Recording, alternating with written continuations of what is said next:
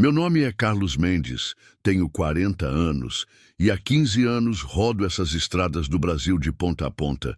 Sou conhecido na boleia como Carlinhos da Fé, apelido que ganhei porque sempre carrego uma Bíblia no painel e nunca deixo de agradecer a Deus por cada viagem completada em segurança. Naquela tarde de sexta-feira, eu seguia pela BR-267 com meu Scania azul carregado de soja, voltando de Dourados com destino ao Porto de Santos. Era uma rota que eu conhecia como a palma da mão. Já havia percorrido aquele trecho mais de 100 vezes. O sol começava a se pôr no horizonte, pintando o céu de laranja, e eu planejava parar no posto do Zé Maria para jantar e descansar. A estrada estava mais deserta que o normal. Em 15 anos de profissão, você desenvolve um sexto sentido para essas coisas. Algo no ar parecia diferente, como se o próprio asfalto sussurrasse que aquele não seria um dia comum. Estava ouvindo minha playlist de sertanejo raiz, quando de repente avistei algo estranho lá na frente. A princípio pensei que fosse um animal atropelado, coisa comum naquela região. Mas conforme me aproximava, meu coração começou a bater mais forte. Não era um animal, era uma pessoa, uma senhora idosa, caída bem no meio da pista com as muletas ao lado, imóvel. Meu primeiro instinto foi verificar se não era uma emboscada. Infelizmente, nós caminhoneiros temos que desconfiar de tudo na estrada. Mas olhei para os lados e não vi nenhum movimento suspeito, nenhum outro veículo escondido. Meu Deus do céu, murmurei, pisando fundo no freio. O Scania rangeu e parou no acostamento. Desliguei o motor, peguei minha lanterna e desci da cabine num pulo. Minha experiência na estrada me dizia para ter cuidado, mas meu coração de pai de família, tenho 2 filhos em casa, não me permitia deixar uma idosa abandonada na pista. Corri até ela, acendendo a lanterna. Era uma senhora de uns 70 anos, bem franzina, vestindo um vestido azul desbotado e chinelos gastos. Respirava, mas estava inconsciente. Suas muletas estavam quebradas ao lado, como se ela tivesse caído e não conseguisse mais se levantar. Senhora, a senhora está me ouvindo? Perguntei, ajoelhando ao lado dela. Verifiquei se havia algum ferimento aparente. Não tinha sangue, mas ela estava pálida e gelada. Tirei minha camisa de flanela e a cobri. Peguei minha garrafa de água e molhei um pouco seus lábios. Ela abriu os olhos devagar, me encarando com um olhar que eu jamais esqueceria.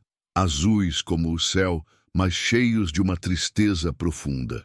Obrigada, meu filho, sussurrou com uma voz fraca, mas doce. Eu sabia que alguém viria me ajudar. Fique calma, dona. Vou levar a senhora para o hospital. O que aconteceu? Como a senhora veio parar aqui? Ela sorriu de um jeito estranho, como se soubesse algo que eu não sabia. Não foi acaso você me encontrar, Carlos? Disse ela, me deixando gelado. Eu nunca havia dito meu nome para ela. Como a senhora sabe? Há muito tempo eu espero por você, interrompeu ela, tentando se sentar. O senhor tem planos para sua vida, meu filho. Planos maiores do que imagina. Fiquei em silêncio, processando aquelas palavras. Quem era essa mulher? Como ela sabia meu nome? E por que sentia que minha vida estava prestes a mudar completamente? Ajudei ela a se levantar e a caminhamos devagar até meu caminhão. Enquanto a acomodava no banco do carona, ela segurou minha mão com uma força surpreendente para alguém tão frágil. Prepare seu coração, Carlos, disse ela, olhando nos meus olhos. Deus vai usar suas mãos para algo extraordinário. Liguei o motor com o coração disparado.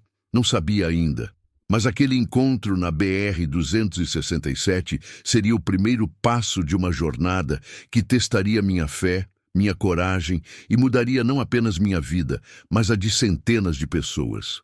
Enquanto seguíamos para o hospital, uma certeza crescia dentro de mim. Nada mais seria como antes. E aí, pessoal, vocês estão preparados para essa jornada emocionante junto com o Carlos? Se vocês curtiram esse primeiro capítulo, deixa aquele like maroto aí embaixo e se inscreve no canal para não perder nenhum capítulo dessa história incrível. E nos comentários, conta pra gente de onde vocês estão assistindo e que horas são aí na cidade de vocês. Quero saber se tem alguém acompanhando essa história de madrugada igual eu, quando estava dirigindo. Bora juntos nessa estrada da fé. O hospital. Santa Rita ficava a apenas 20 minutos dali, mas aquela foi a viagem mais longa da minha vida. Durante todo o trajeto, a senhora, que disse se chamar Dona Conceição, ficou falando coisas que me arrepiavam por dentro. Você tem 2 filhas e um filho, disse ela, sem que eu perguntasse nada. A mais velha se chama Ana Paula, tem 16 anos. O menino é o Diego, 12 anos. E a caçula é a Beatriz, com 8. Parei de respirar por alguns segundos. Como ela sabia de tudo isso? Minha família era minha vida, mas eu nunca falava sobre eles para estranhos. Regra número 1 da estrada. Dona Conceição, como a senhora sabe, sua esposa Maria José está preocupada com as contas de casa. O dinheiro está apertado desde que você perdeu aquela carga em Goiás, não é mesmo? Agora sim, eu estava completamente perdido. Aquilo havia acontecido há 3 meses e eu não tinha contado para ninguém além da minha esposa. Uma carga de eletrônicos que foi roubada quando parei para dormir numa área de descanso. Quase quebrei financeiramente por causa daquilo. Senhora, eu não entendo o que está acontecendo aqui, falei, com a voz trêmula. Ela me olhou com aqueles olhos azuis penetrantes e sorriu. Você vai entender, meu filho. Deus trabalha de formas misteriosas e Ele escolheu você para uma missão muito especial. Chegamos ao hospital e corri para chamar os enfermeiros. Dona Conceição foi levada para atendimento e eu fiquei na sala de espera, tentando entender o que estava acontecendo comigo. 1 hora depois, o médico veio falar comigo. O senhor trouxe a paciente? Perguntou o doutor, um homem jovem de jaleco branco. Sim, doutor. Como ela está? Ele me olhou com uma expressão estranha. Senhor, não há nada de errado com ela. Nenhum ferimento, sinais vitais normais. Na verdade, ela está em perfeita saúde para alguém da idade dela. Disse que apenas se sentiu fraca na estrada. Mas, doutor, ela estava desmaiada no meio da pista com as muletas quebradas. Muletas? Senhor, a senhora entrou aqui caminhando normalmente. Não usava muletas. Senti um frio na espinha. Eu tinha certeza absoluta do que havia visto. As muletas quebradas estavam lá. Eu mesmo as vi. Posso falar com ela? Claro, ela está no quarto 204. Subi as escadas com pernas bambas. Bati na porta e entrei. Dona Conceição estava sentada na cama, arrumada, como se nada tivesse acontecido. Oi, meu filho, sabia que você viria. Dona Conceição, o médico disse que a senhora não precisava de muletas. Não preciso mesmo, respondeu ela sorrindo. Nunca precisei. Meu mundo virou de cabeça para baixo naquele momento. Então por que estava caída na estrada? Por que havia muletas quebradas? Porque era a única forma de fazer você parar, Carlos. Deus precisava que nossos caminhos se cruzassem hoje. Sentei na cadeira ao lado da cama completamente confuso. Senhora, eu preciso entender o que está acontecendo. Quem é a senhora realmente? Dona Conceição segurou minhas mãos. Suas mãos, que antes estavam geladas, agora estavam quentes, com uma energia que eu nunca havia sentido antes. Eu sou apenas um instrumento nas mãos do Senhor, Carlos, assim como você será a partir de hoje. Você tem um dom muito especial, um dom que ainda não descobriu completamente. Que dom? Suas mãos, meu filho. Suas mãos foram abençoadas com o poder de curar. Ri nervoso. Aquilo estava ficando surreal demais. Dona, eu sou caminhoneiro, não médico. A única coisa que minhas mãos sabem fazer é dirigir um caminhão e consertar motores. Lembra quando seu filho Diego quebrou o braço no ano passado? Claro que lembrava. O menino havia caído da bicicleta e quebrou o braço em 2 lugares. Os médicos disseram que seria uma fratura complicada, que talvez ficasse com sequelas. Lembro, respondi. Você colocou suas mãos sobre o gesso dele todas as noites, orando para que Sara logo não colocou? Era verdade. Todo santo dia, Antes de dormir, eu colocava minhas mãos sobre o gesso do Diego e pedia a Deus para que meu menino ficasse bom. O médico ficou surpreso quando tirou o gesso, não foi? Disse que nunca havia visto um osso colar tão perfeitamente e tão rápido. Meu coração disparou. Como ela sabia disso? E sua vizinha, Dona Rosa, quando ela estava com câncer no ano retrasado? Eu havia visitado Dona Rosa várias vezes durante o tratamento. Ela era como uma mãe para mim, e eu não suportava vê-la sofrendo. Sempre colocava minha mão no ombro dela e orava junto. Ela ficou curada de forma inexplicável, Carlos. Os médicos chamaram de milagre. As lágrimas começaram a descer pelo meu rosto. Todas aquelas coincidências. Será que não eram coincidências? Deus está te preparando para algo muito maior, meu filho. Amanhã, quando você sair daqui, sua vida vai mudar. Pessoas vão começar a procurar você e você vai entender que suas mãos são instrumentos de cura. Mas eu não sei nada sobre isso, Dona Conceição.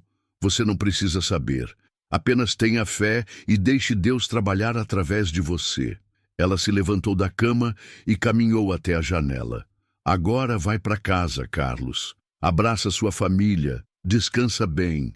Amanhã começará uma nova etapa da sua caminhada. Quando olhei para ela novamente, havia algo diferente. Uma luz especial ao redor dela, como se ela não fosse completamente desta terra. Dona Conceição, a senhora vai ficar bem? Ela sorriu e acenou. Eu vou estar bem, e você também. Confie no Senhor, Carlos. Ele tem grandes planos para você. Saí do hospital com mais dúvidas do que respostas. Mas no fundo do meu coração, uma certeza começava a nascer. Minha vida nunca mais seria a mesma. No sábado de manhã, acordei com uma sensação estranha, como se tudo ao meu redor estivesse diferente. Tinha sonhado a noite toda com Dona Conceição, e suas palavras ecoavam na minha mente.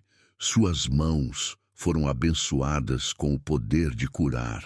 Minha esposa, Maria José, percebeu que eu estava inquieto. Amor, você não conseguiu dormir direito. Aconteceu alguma coisa ontem na estrada? Contei tudo para ela, desde o encontro com Dona Conceição até as revelações no hospital. Maria José me ouviu em silêncio, com aquela expressão que eu conhecia bem. Ela estava preocupada comigo. Carlos, você tem certeza de que não foi apenas cansaço? Você tem rodado muito ultimamente. Maria, eu sei o que vi, e eu sei o que senti. Aquela mulher sabia coisas sobre nossa família que ninguém sabia. Antes que ela pudesse responder, Diego veio correndo para a cozinha. Pai, a vó Carmen está passando mal. Vó Carmen era a mãe de Maria José, uma senhora de 78 anos que morava na casa ao lado. Corremos até lá e encontramos ela na cama, com muita dificuldade para respirar. Mãe, o que está sentindo? Perguntou Maria José segurando a mão dela. Dor no peito, filha. Muito forte. Não consigo respirar direito. Maria José já estava pegando o telefone para chamar o SAMU quando algo dentro de mim falou mais alto. As palavras de Dona Conceição voltaram à minha mente. Espera, Maria, falei, me aproximando da cama. Carlos, não é hora de... Confia em mim, amor. Coloquei minhas mãos sobre o peito de vó Carmen. Ela me olhou com seus olhos cansados e assentiu com a cabeça, como se entendesse o que eu estava fazendo. Fechei os olhos e comecei a orar em silêncio. Pedi a Deus que, se realmente havia algum dom especial em mim, que Ele me usasse para ajudar aquela senhora que eu amava como minha própria mãe. De repente, senti um calor intenso nas minhas mãos. Uma energia que nunca havia sentido antes, como se uma corrente elétrica suave estivesse passando através de mim. Vó Carmen soltou um suspiro profundo. Carlos, sussurrou ela, estou sentindo algo muito estranho, uma quentura boa no peito. Mantive as mãos ali por mais alguns minutos, orando intensamente. Quando abri os olhos, vó Carmen estava respirando normalmente. A dor passou, disse ela, com uma voz mais forte. Completamente. Como isso é possível?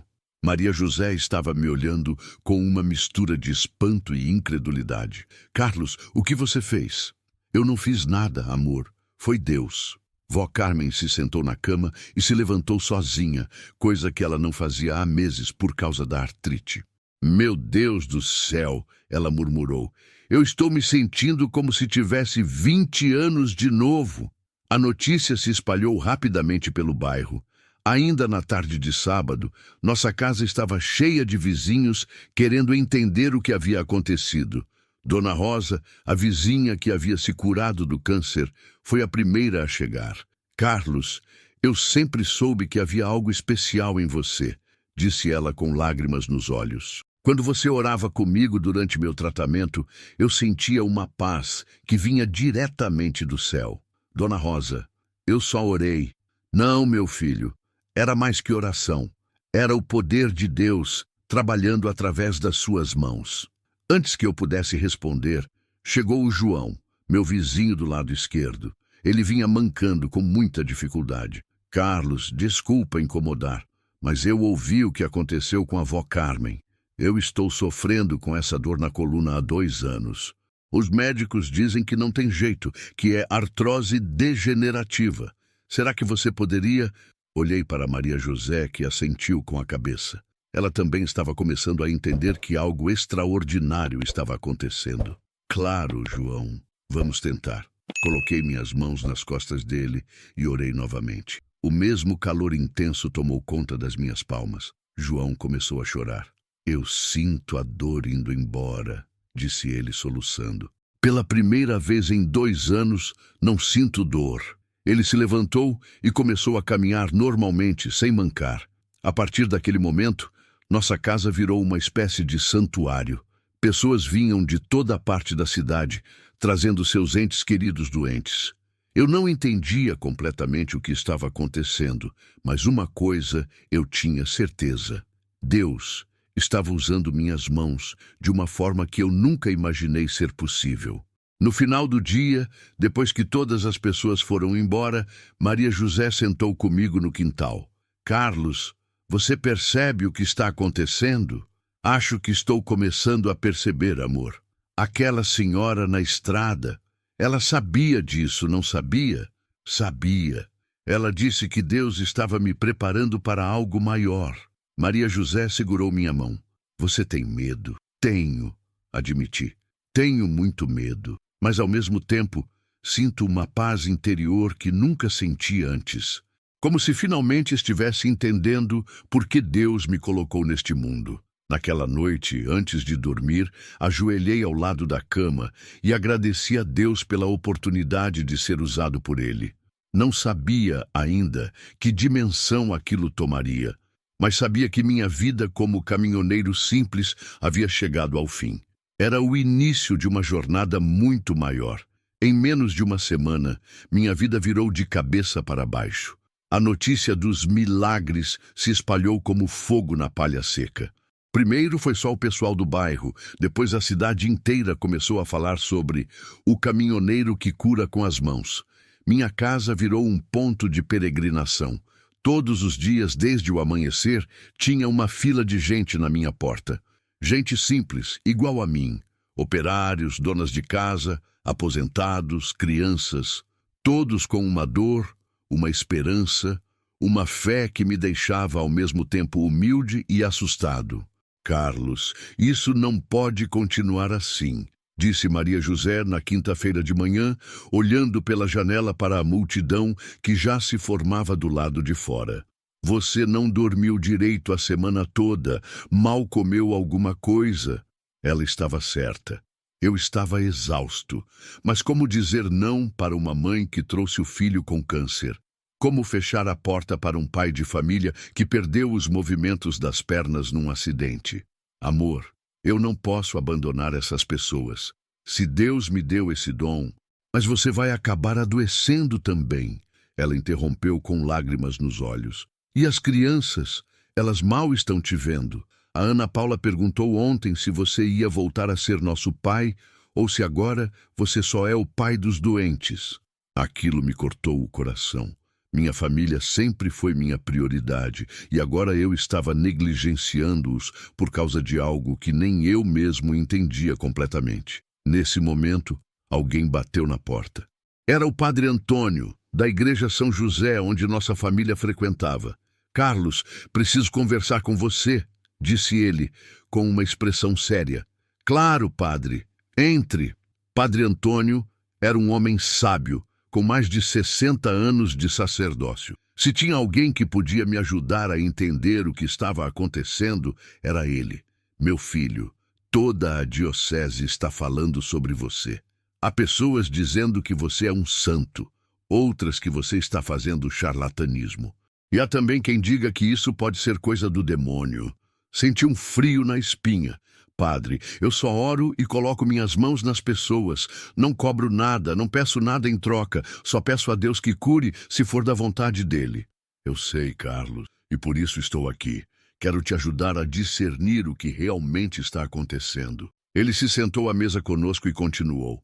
"Você se lembra da história de São Francisco de Assis? Quando ele começou a receber os dons divinos, também houve muita polêmica. A igreja precisa de tempo para investigar, para entender se realmente é um dom de Deus. E enquanto isso, padre, o que eu faço com toda essa gente que vem aqui esperando uma cura?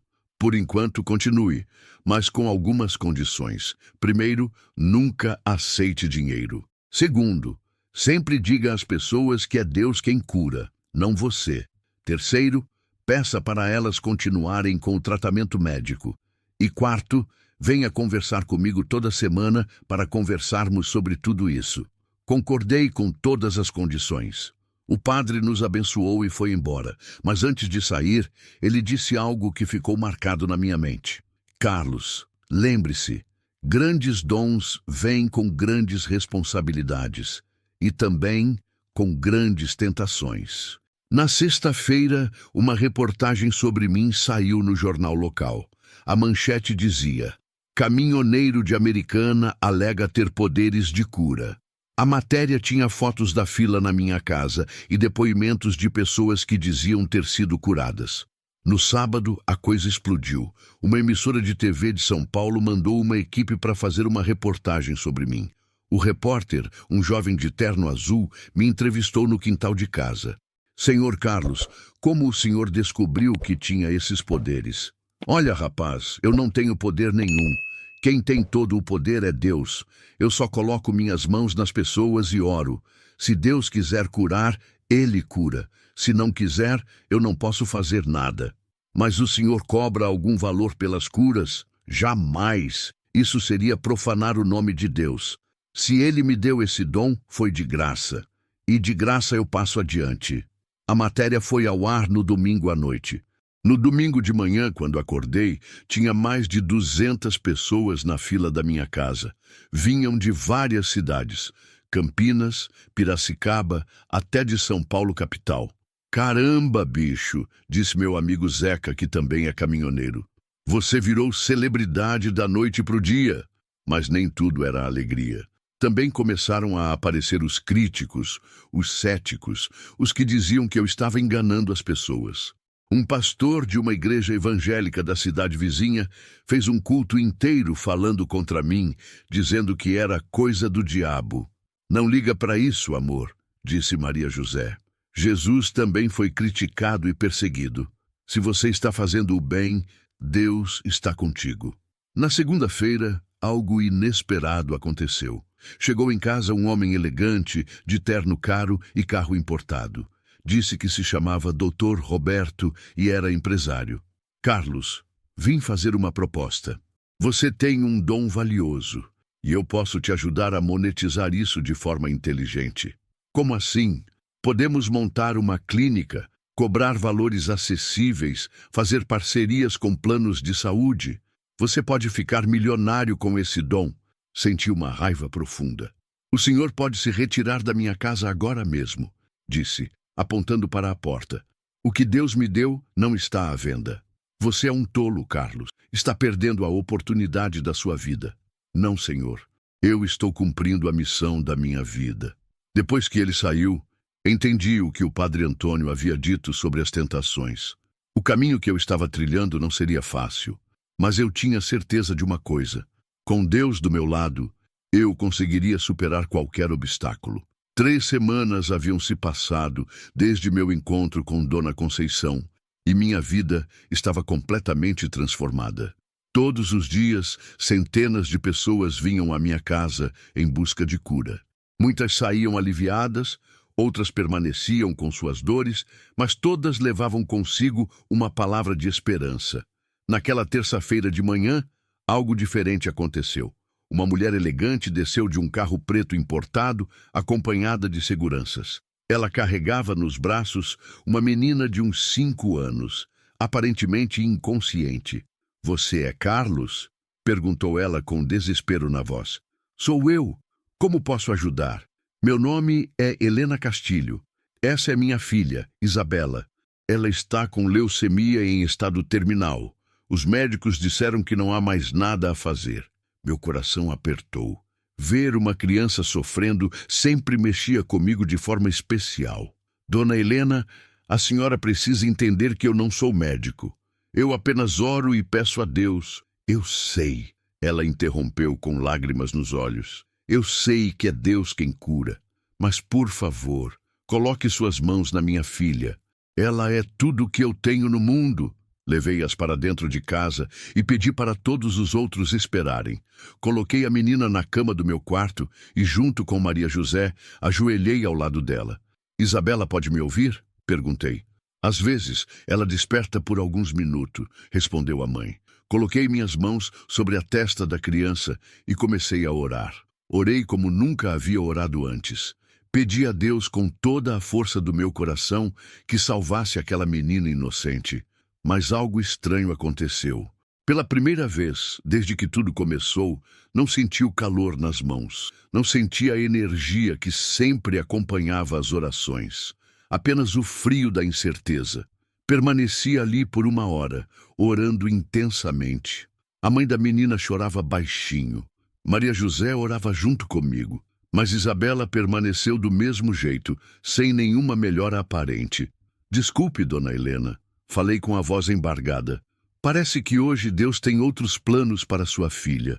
Helena me olhou com uma mistura de desespero e raiva. "Como assim outros planos? Todo mundo diz que você faz milagres. Por que não consegue curar minha filha?" "Eu não curo ninguém, senhora.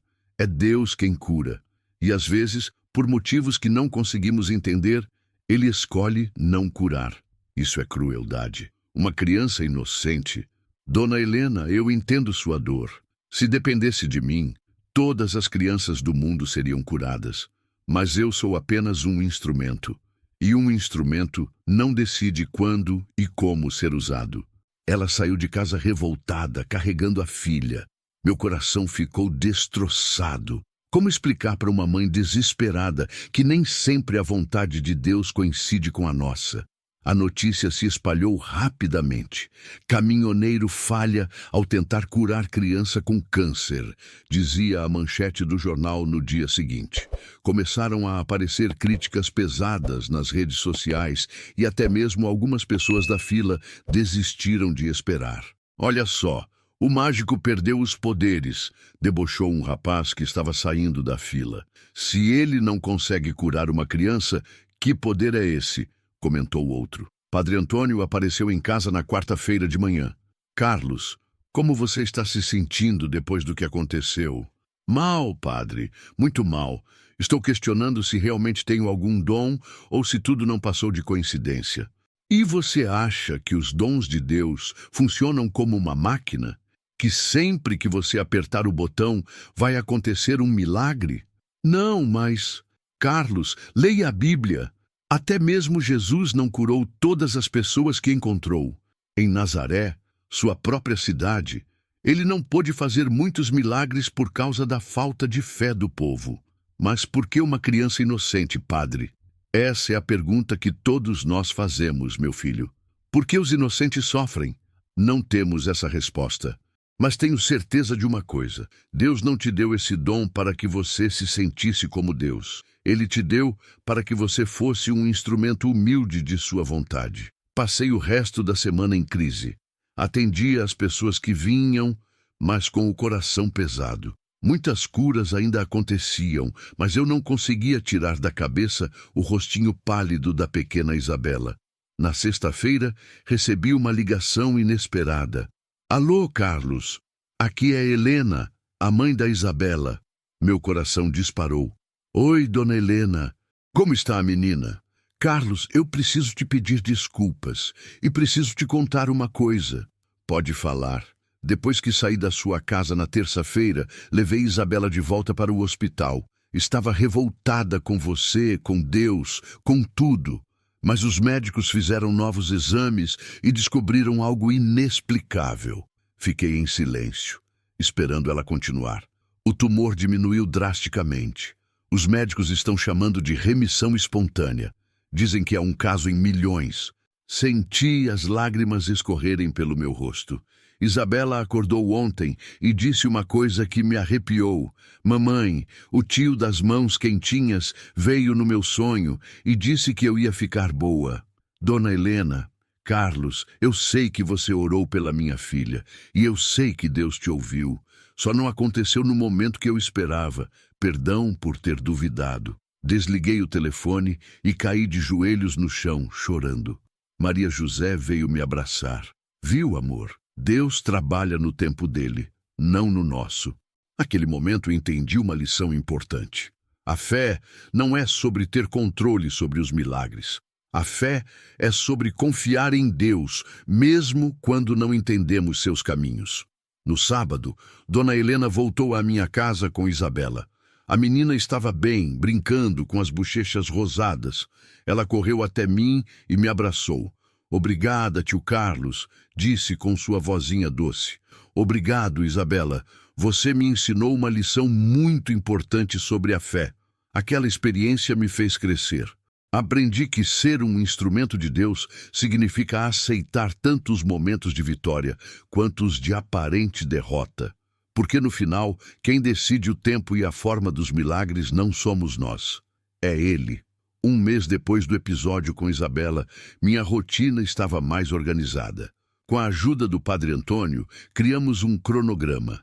Eu atendia pessoas de segunda a sexta, das 8 às 17 horas, com intervalo para almoço. Fins de semana eram reservados para minha família e para descanso. Maria José havia se tornado minha assistente informal, organizando as filas e conversando com as pessoas enquanto esperavam.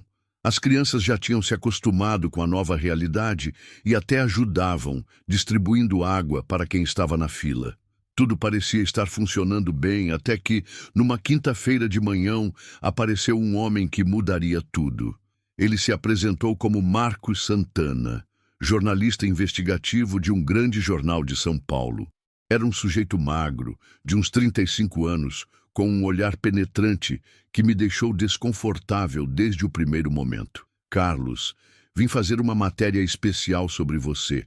Será uma série de reportagens que vai sair durante toda a próxima semana. Fico honrado, mas eu já dei várias entrevistas. Mas essa será diferente. Vou acompanhar seu dia a dia, conversar com as pessoas que você atendeu, verificar os resultados. Será um trabalho jornalístico sério.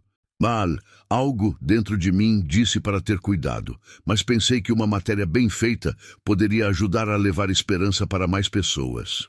Tudo bem, pode ficar à vontade. Durante 3 dias, Marcos me acompanhou. Ele conversava com todo mundo, fazia anotações, tirava fotos, parecia estar genuinamente interessado no trabalho que eu fazia. Na sexta-feira, ele disse que queria fazer uma última entrevista comigo, mais detalhada. Carlos, em toda a sua honestidade, você nunca sentiu que poderia estar enganando essas pessoas? Como assim? Bem, você não é médico, não tem formação científica. Como tem certeza de que as pessoas realmente estão sendo curadas e não é apenas efeito psicológico? Olha, Marcos, eu não tenho certeza científica de nada. Eu só sei que oro, coloco minhas mãos nas pessoas e muitas delas relatam melhora. Se é milagre, se é efeito psicológico, se é coincidência, eu não sei. Só sei que faço tudo com fé e amor. Mas você nunca pensou em fazer exames médicos antes e depois para comprovar cientificamente os resultados? Não, porque isso não é sobre ciência, é sobre fé. Entendo. E financeiramente, como vocês estão? Deve ser difícil sustentar uma família sem trabalhar como caminhoneiro. Realmente está apertado. Algumas pessoas nos ajudam com doações voluntárias de comida, mas não é fácil. No domingo, as reportagens começaram a sair. A primeira era positiva, falando sobre as pessoas que relatavam ter sido curadas, mas eu notei um tom levemente irônico em alguns trechos. Na segunda-feira, a segunda matéria saiu e meu mundo desabou. A manchete dizia: caminhoneiro sem estudo engana multidões fingindo ter poderes de cura. A matéria listava várias pessoas que eu havia atendido e que não tiveram melhora. Havia depoimentos de médicos dizendo que cura pela fé era charlatanismo. E o pior, tinha uma foto minha recebendo uma cesta básica de uma senhora, com a legenda: Carlos recebe doações das pessoas que atende. Meu telefone não parava de tocar. Eram jornalistas, curiosos e também muitas pessoas me xingando. Você é um aproveitador, gritou uma mulher pelo telefone. Meu marido gastou dinheiro de passagem para ir até aí e você não curou nada. Senhora, eu nunca cobrei um centavo de ninguém. Mas você aceita doações, é a mesma coisa. A terceira matéria, na terça-feira, foi ainda pior. Marcos havia conseguido uma entrevista com o Dr. Roberto, aquele empresário que eu expulsei de casa, que disse: ofereci ajuda para Carlos organizar seu trabalho de forma profissional, mas ele preferiu continuar explorando a fé das pessoas de forma amadora e perigosa. Na quarta-feira, a quarta matéria trouxe especialistas, falando sobre os perigos da cura pela fé e como pessoas desesperadas eram facilmente enganadas por charlatões. A quinta matéria, na quinta-feira, foi o golpe final. Marcos havia encontrado Dona Conceição.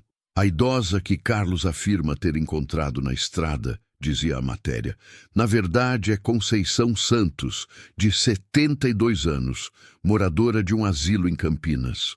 Ela sofre de Alzheimer em estado avançado e, segundo os funcionários do asilo, costuma fugir e ser encontrada em estradas. É provável que Carlos tenha criado toda a história místico-religiosa em cima de um encontro casual com uma senhora com problemas mentais. Eu li a matéria 3 vezes, sem conseguir acreditar. Havia uma foto de Dona Conceição no asilo, em uma cama, com um olhar vago, irreconhecível. Isso não pode estar certo, murmurei para Maria José. A Dona Conceição que eu conheci estava lúcida, sabia tudo sobre nossa família. Amor, você tem certeza de que não pode ter confundido as coisas? Você estava muito cansado naquela noite. Pela primeira vez, desde que tudo começou, duvidei de mim mesmo. E se eu realmente tivesse criado tudo na minha cabeça? E se as curas fossem apenas coincidências? E se eu estivesse, sem querer, enganando todas aquelas pessoas? Na sexta-feira, a última matéria saiu com o título: O fim de um mito. Caminhoneiro admite não ter poderes sobrenaturais. Mas eu não havia admitido coisa alguma. Marcos havia distorcido completamente nossa conversa. Naquele dia, apenas 5 pessoas apareceram na minha casa. Uma delas me disse: Carlos, eu vim aqui porque acredito em você, mas quero que saiba que muita gente na cidade está falando mal do Senhor. Aquela foi a semana mais difícil da minha vida. Eu, que sempre me considerava um homem de fé inabalável, estava questionando tudo. Será que tudo não havia passado de auto-engano? Mas então me lembrei das palavras do Padre Antônio: grandes dons vêm com grandes tentações. E entendi que aquela era a minha maior tentação. A tentação de desistir da minha missão por causa das críticas e das dúvidas.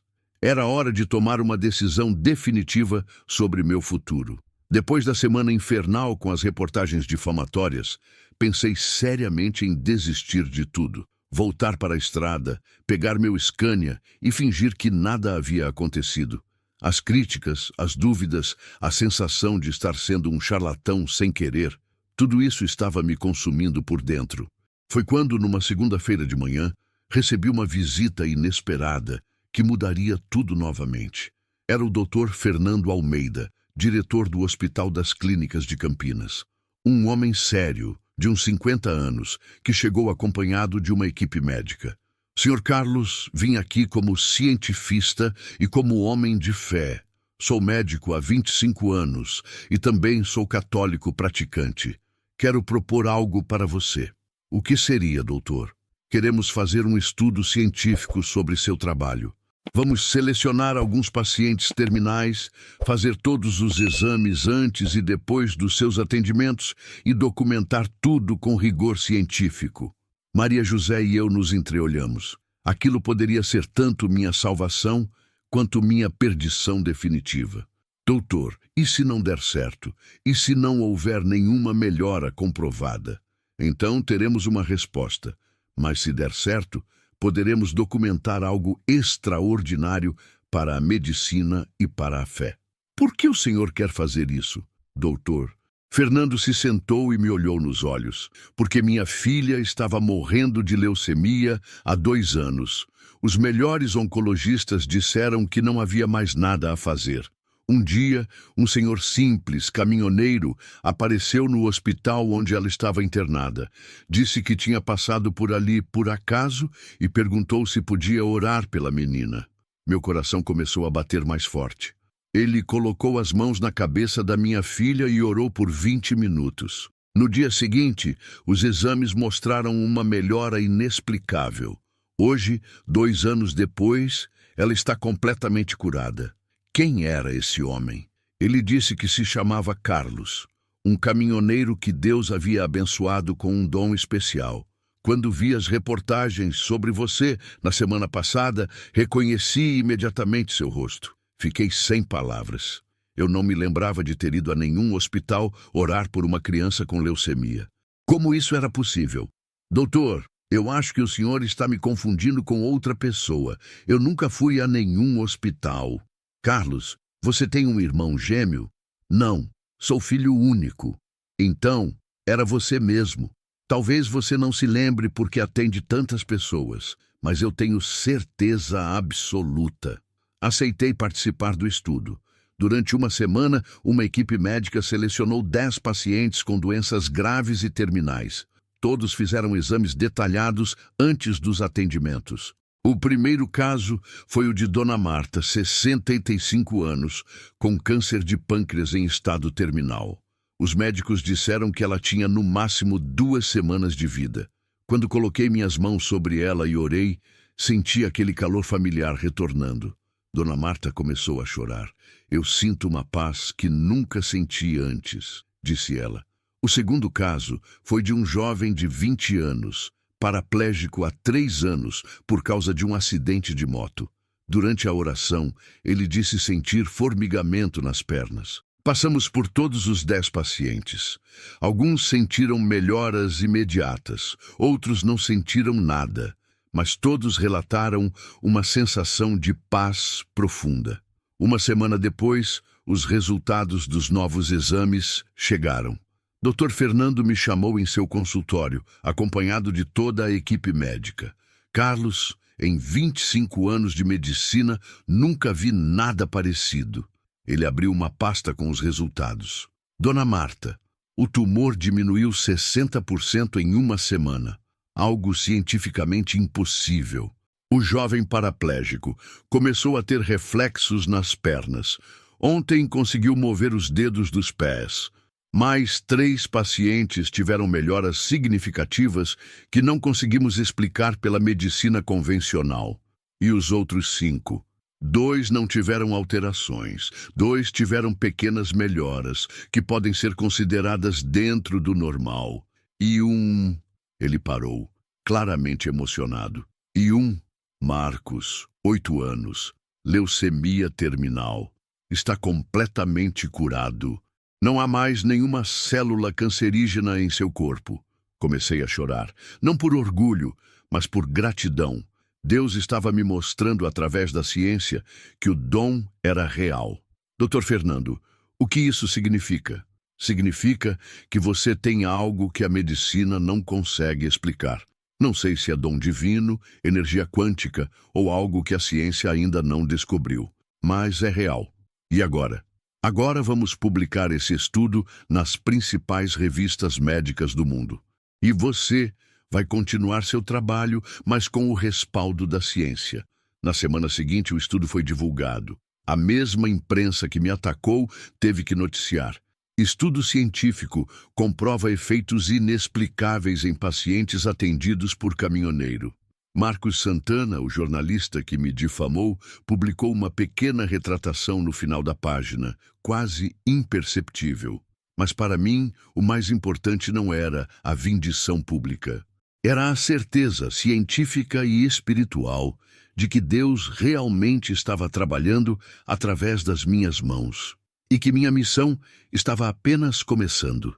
3 meses depois da publicação do estudo científico, minha vida havia mudado completamente outra vez. Agora, eu recebia pessoas do Brasil inteiro e até do exterior. O Dr. Fernando havia se tornado meu parceiro, criando um protocolo médico para acompanhar todos os casos. Numa terça-feira de março, quando eu estava atendendo uma senhora com artrite, meu filho Diego veio correndo até mim. Pai, tem um homem na porta dizendo que é do Vaticano. Pensei que fosse brincadeira, mas quando fui até a porta, realmente havia um senhor elegante, vestindo roupas clericais, acompanhado de 2 assessores. Carlos Mendes, sou Dom Giuseppe Torretti, representante da Sagrada Congregação para as Causas dos Santos, do Vaticano. Posso conversar com você? Fiquei sem reação por alguns segundos. O Vaticano, na minha casa? Claro, por favor, entrem. Levei-os para a sala, e Dom Giuseppe foi direto ao assunto. Carlos, chegaram ao conhecimento da Santa Sé os relatos sobre seus dons de cura. A Igreja Católica tem o dever de investigar todos os supostos milagres que acontecem pelo mundo. Entendo. O que precisa saber? Primeiro, gostaria de deixar claro que não estamos aqui para julgá-lo ou condená-lo. Estamos aqui para entender se o que acontece através de você tem origem divina. Durante 2 horas, Dom Giuseppe me fez perguntas detalhadas sobre minha fé, minha vida, como tudo começou. Ele também quis falar com Padre Antônio, com Dr. Fernando e com várias pessoas que eu havia atendido. Carlos, o que vou dizer agora é confidencial. Há 6 meses, uma comissão secreta da Igreja está investigando um fenômeno muito raro. Pessoas simples, ao redor do mundo, estão manifestando dons de cura de forma simultânea. Como assim? Você não é o único. Há um pescador na Irlanda, uma professora no México, um operário na Índia, todos com o mesmo perfil, pessoas humildes, de fé, que de repente desenvolveram capacidades extraordinárias de cura. Fiquei impressionado. E o que isso significa?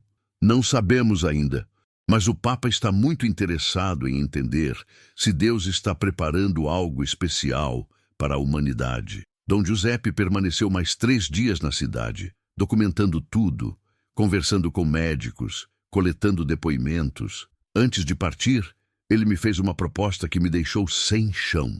Carlos, o Santo Padre gostaria que você fosse a Roma. A Roma? Eu? Sim. Há um encontro sendo organizado com todos os escolhidos que estamos investigando. O Papa quer conhecer pessoalmente cada um de vocês. Maria José, que estava ouvindo tudo, segurou minha mão. Quando seria isso? Em 2 meses, todas as despesas seriam pagas pela igreja e você poderia levar sua esposa. Naquela noite, Maria José e eu conversamos até tarde. Carlos, você percebe o que está acontecendo? Você vai conhecer o Papa. Eu sei, amor, mas estou com medo. Medo de quê? E se eu não estiver à altura? Sou um caminhoneiro simples do interior de São Paulo. O que um homem como eu vai fazer no Vaticano? Amor, foi exatamente por você ser simples que Deus te escolheu. Lembra de Jesus? Ele também escolheu pescadores simples para mudar o mundo. 2 semanas depois, recebi uma ligação que mudaria tudo mais uma vez. Era Dr. Fernando, mas sua voz estava diferente, urgente. Carlos, preciso que venha ao hospital agora. Emergência. O que aconteceu? Acabou de dar entrada aqui uma criança de 2 anos. Afogamento.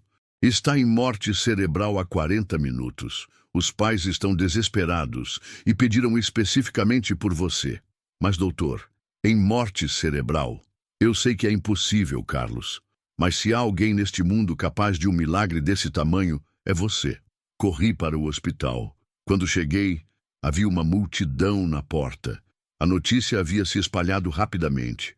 Pais desesperados, jornalistas, curiosos. No quarto da UTI, encontrei um casal jovem chorando ao lado de uma cama onde jazia um menino loiro, ligado a aparelhos que mostravam linha reta no eletroencefalograma.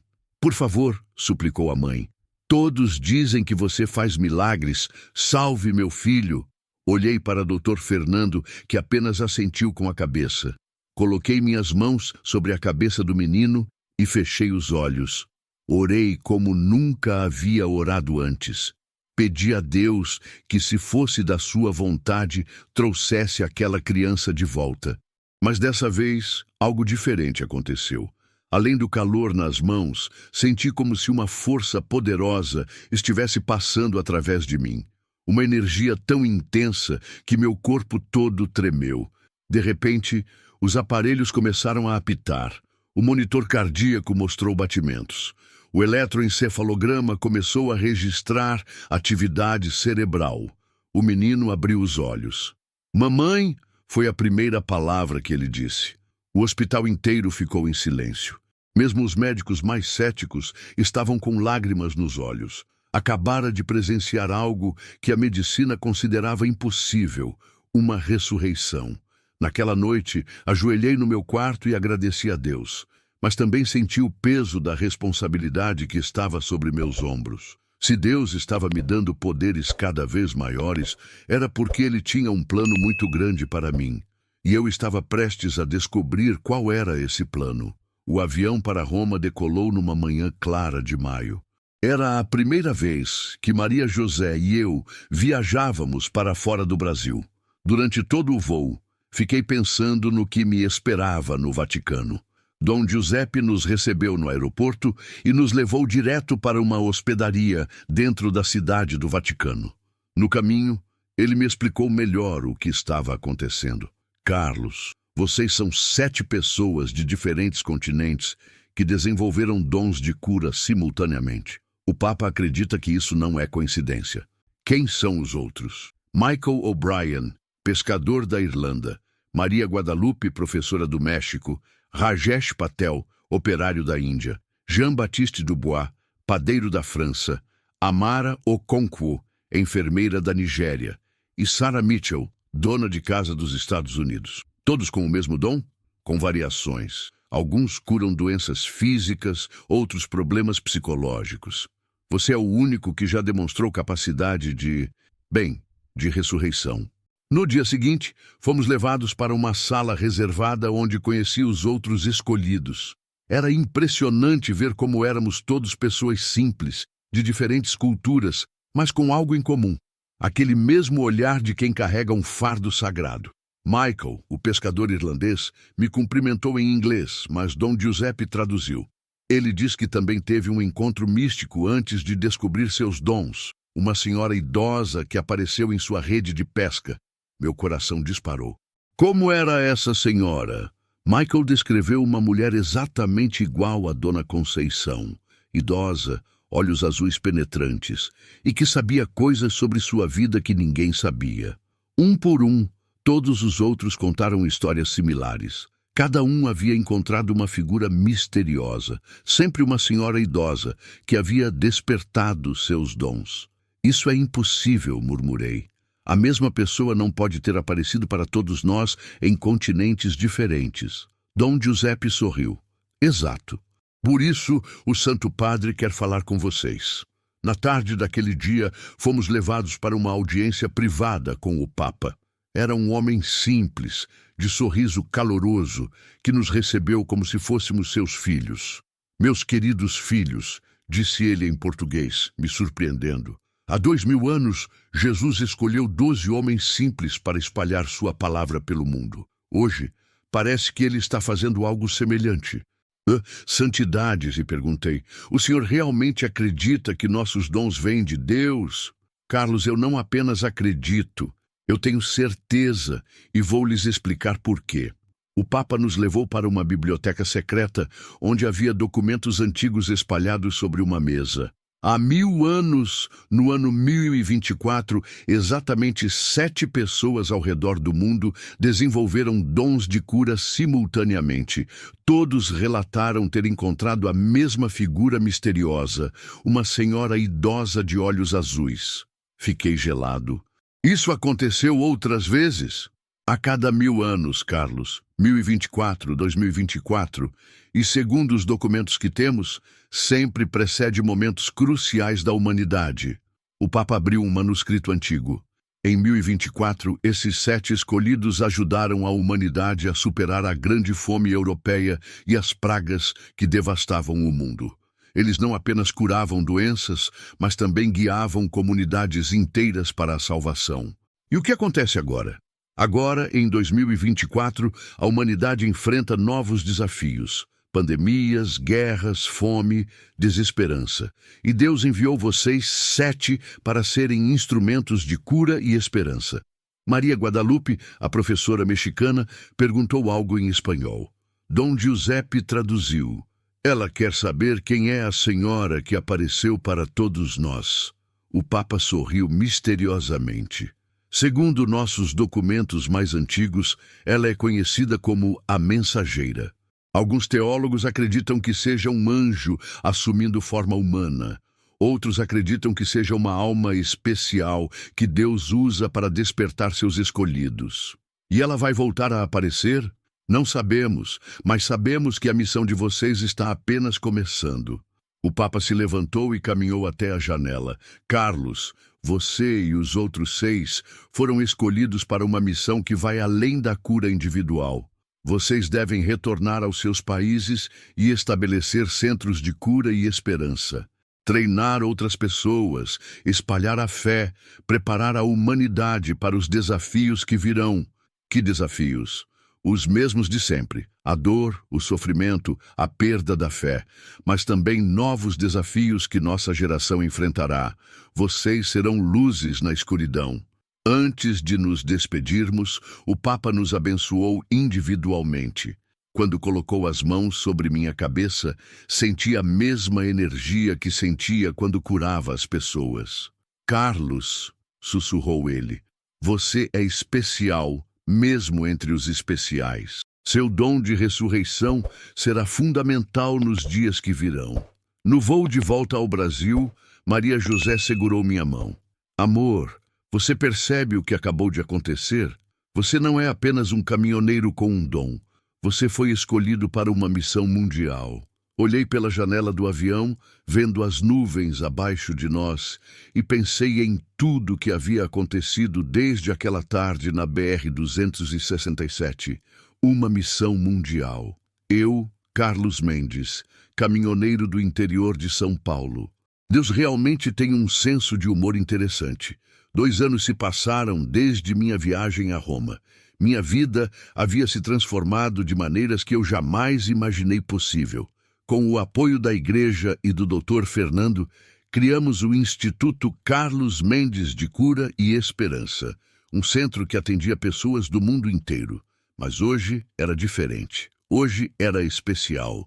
Estava dirigindo meu Scania pela mesma BR-267, onde tudo começou. Não era por acaso. Havia pedido especificamente para fazer essa viagem.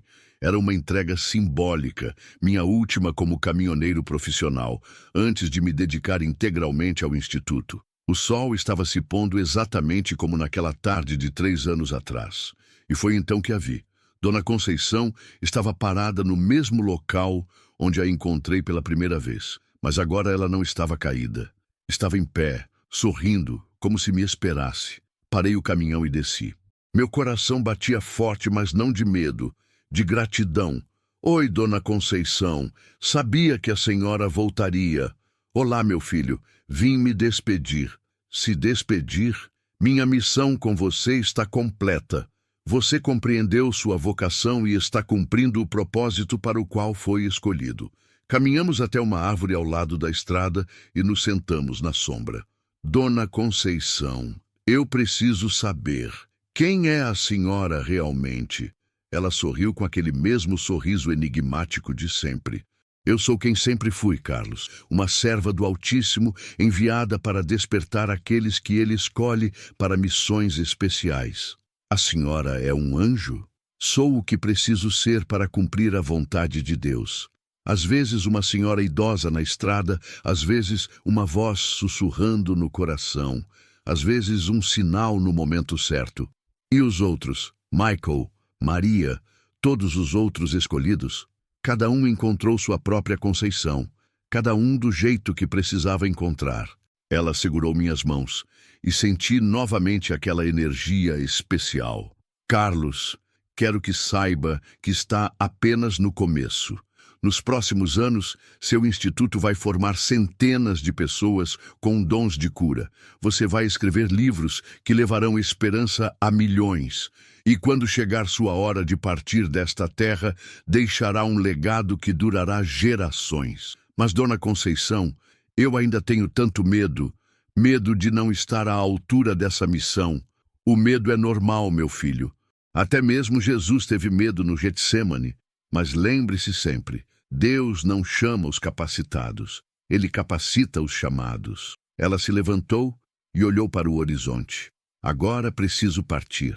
Há outros corações para despertar, outras almas para guiar. Vou sentir saudade da senhora. Eu sempre estarei perto, Carlos. Quando você colocar suas mãos sobre alguém para curar, quando orar por um doente, quando trouxer esperança para quem perdeu a fé, eu estarei lá. Ela começou a caminhar em direção ao pôr do sol.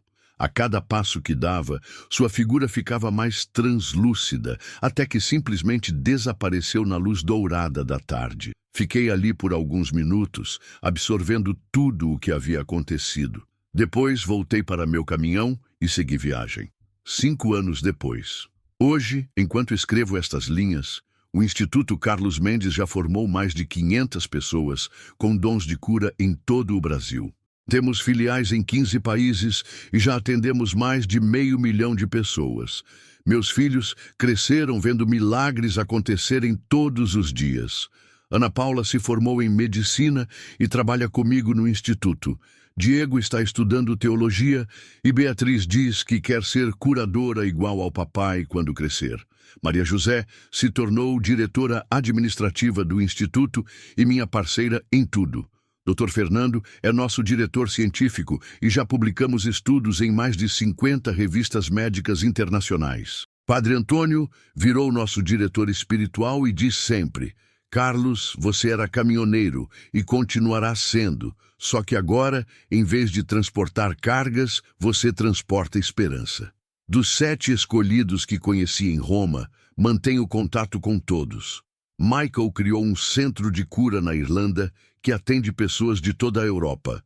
Maria transformou sua escola no México em um centro de cura espiritual e educação. Os outros também seguiram caminhos similares. O Papa nos convida para Roma todo ano para compartilharmos nossos progressos. Ele sempre diz: vocês são a prova de que Deus nunca abandona seus filhos. Mas o que mais me emociona são as cartas que recebo. Cartas de pessoas que foram curadas, de famílias que recuperaram a esperança, de comunidades que se transformaram. Uma delas, que guardo com carinho especial, é de Isabela, aquela menina que não consegui curar imediatamente. Tio Carlos, hoje eu completei 10 anos e estou completamente curada. Mamãe disse que o Senhor me ensinou que os milagres de Deus acontecem no tempo certo, não no nosso tempo. Quando eu crescer, quero ser médica para ajudar as pessoas, igual o Senhor ajuda. Obrigada por não desistir de mim. Com amor, Isabela. Às vezes, quando estou dirigindo pelas estradas do Brasil, sim, ainda dirijo caminhão de vez em quando, por saudade, paro no mesmo local onde encontrei Dona Conceição e agradeço a Deus por ter me escolhido para essa missão. Não sei por que Ele escolheu um caminhoneiro simples como eu. Não sei por que me deu dons tão extraordinários, mas sei de uma coisa. Aprendi que não importa quão humilde seja a nossa origem, Deus pode usar qualquer um para fazer coisas extraordinárias. Cada pessoa que coloco minhas mãos sobre ela, cada oração que faço, cada milagre que testemunho, é uma prova de que Deus está vivo, ativo e cuidando de cada um de nós. Se você está lendo esta história e passando por alguma dificuldade, lembre-se, Deus tem um plano para a sua vida. Pode ser que você não entenda agora, pode ser que pareça impossível, mas Ele nunca abandona quem confia nele. Talvez você não tenha dons de cura como eu, mas você tem algo único que Deus quer usar. Pode ser sua palavra de conforto, seu abraço carinhoso, sua capacidade de ouvir, seu talento para ensinar ou simplesmente sua disponibilidade para ajudar o próximo. Todos nós somos escolhidos para alguma coisa. Todos nós temos uma missão nesta terra. A minha era curar corpos e almas. A sua pode ser diferente, mas não é menos importante. Confie em Deus. Ele sabe o que está fazendo. E lembre-se sempre, nas estradas da vida, nunca sabemos quando vamos encontrar nosso destino. Às vezes, ele está disfarçado de uma senhora idosa caída na pista. Às vezes, está na pessoa que precisa da nossa ajuda. Às vezes, está na nossa capacidade de ver além das aparências e enxergar o plano de Deus. Que esta história inspire você a estar sempre pronto para o seu encontro com o destino. Porque quando Deus chama, Ele sempre capacita. E quando menos esperarmos, nossa vida pode mudar para sempre. A verdadeira fé não está em entender os planos de Deus, mas em confiar neles mesmo quando não conseguimos compreendê-los. Deus escolhe pessoas simples para fazer coisas extraordinárias, e cada um de nós tem uma missão única nesta terra. O que importa não é de onde viemos, mas para onde Deus quer nos levar. Às vezes, um simples gesto de bondade na estrada pode mudar não apenas nossa vida, mas a vida de milhares de pessoas. Porque no final, todos somos instrumentos nas mãos do Criador, e Ele sabe exatamente como usar cada um de nós para espalhar amor, esperança e cura pelo mundo. Se você gostou dessa história incrível, não se esqueça de deixar seu like, se inscrever no canal e comentar aqui embaixo dizendo de onde você está assistindo e que horas são aí na sua cidade. Sua participação é fundamental para continuarmos trazendo essas histórias que tocam o coração. Até a próxima!